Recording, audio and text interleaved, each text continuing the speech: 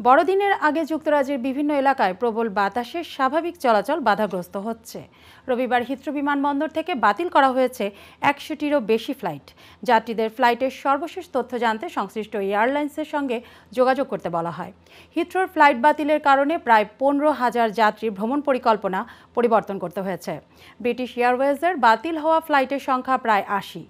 প্রবল বাতাসের কারণে শুধু আকাশপথই নয়, ব্যাহত হয়েছে নৌ ও স্থলপথে যোগাযোগও। শনিবার স্কটল্যান্ডের সাউথ ওয়েস্টে ২২ মাইল প্রতি ঘন্টা বেগে বাতাস রেকর্ড করা হয়।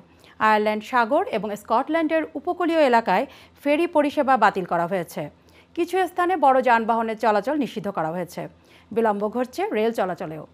স্কটল্যান্ড, উত্তর আয়ারল্যান্ড, ওয়েলস এবং ইংল্যান্ডের উত্তর ও পশ্চিম অংশে জারি করা হয়েছে ইয়েলো ওয়ার্নিং।